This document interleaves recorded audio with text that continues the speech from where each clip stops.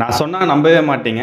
கண்டிப்பா இந்த படத்த ஃபேமிலியோட உங்க குழந்தைய கூட்டிட்டு போய் வாட்ச் பண்ணி பாருங்க.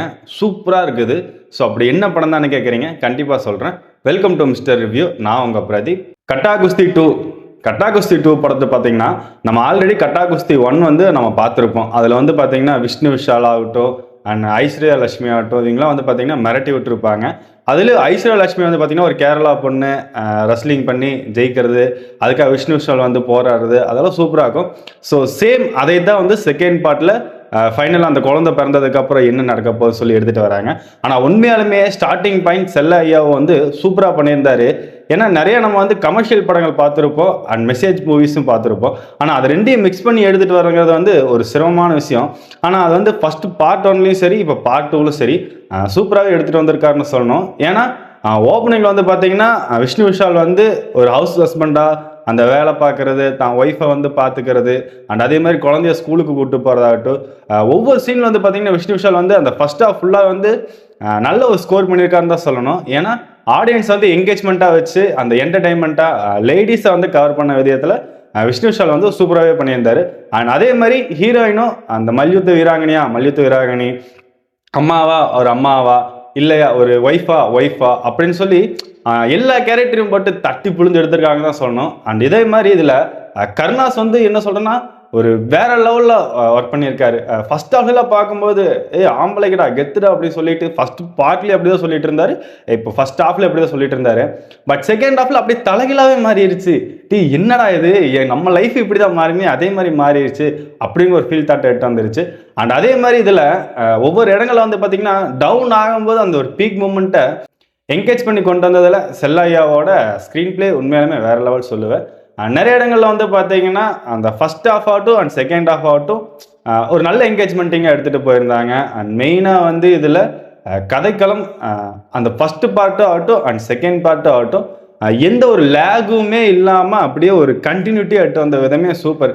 ஏன்னா நிறைய பேர் வந்து பார்த்தீங்கன்னா கமர்ஷியல் பண்ணலாம் ஈஸி, அதே மாதிரி வந்து ஒரு மெசேஜ் மூவி பண்ணலாம். விஷ்ணு விஷால் வந்து ஆல்ரெடி நிறைய மெசேஜ் மூவிஸ் தட்டுவார், ஸ்போர்ட்ஸ் ஓரியன்டாக அதில் தான் வருவார். ஆனால் இது ரெண்டையும் மிக்ஸ் பண்ணி எடுக்கிறது வந்து ஒரு கான்ட்ரவர்சியான விஷயம். ஏன்னா அதையும் நம்ம பார்க்கணும், இதையும் நம்ம பார்க்கணும், ரெண்டையுமே மெயின்டைன் பண்ணி எட்டு வந்ததில் ரைட்டர் செல்லாவுக்கு ரொம்ப வாழ்த்துக்கள்.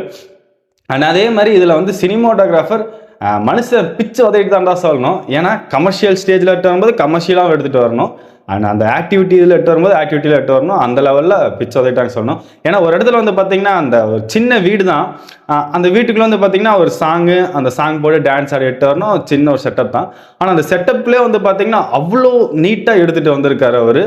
ஒவ்வொரு இடத்துல ஃப்ரேம் வச்சு விதங்களாட்டும் அண்ட் சூப்பராக பண்ணியிருந்தாங்க. அண்ட் கொரியோகிராஃபிங் லெவலில் வந்து கருணாஸ் ஆகட்டும் கூட ஒர்க் பண்ணிங்களாட்டும் நல்லா டான்ஸ் ஆடி சூப்பராக என்டர்டைன்மெண்ட் பண்ணியிருந்தாங்க.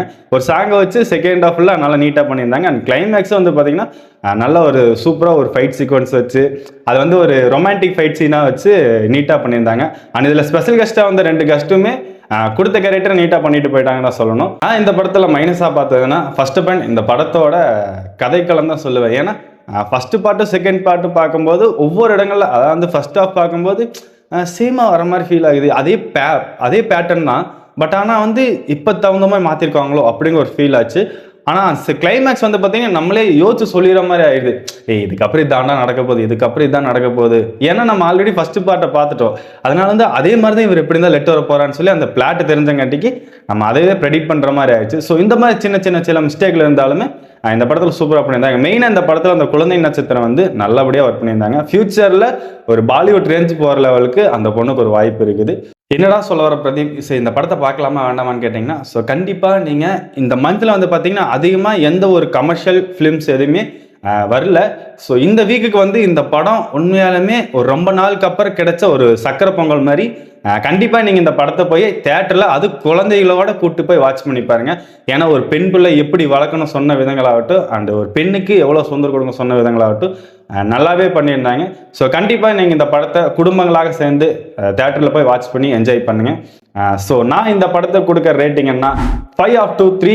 ஸோ நீங்கள் இந்த படத்தை பார்த்துட்டீங்களா, இந்த படம் எப்படி இருந்துச்சு அண்ட் உங்கள் ரிவ்யூ ஒன்றுன்னு சொல்லி மறக்காமல் கமெண்ட்ல தட்டி விட்டு போங்க.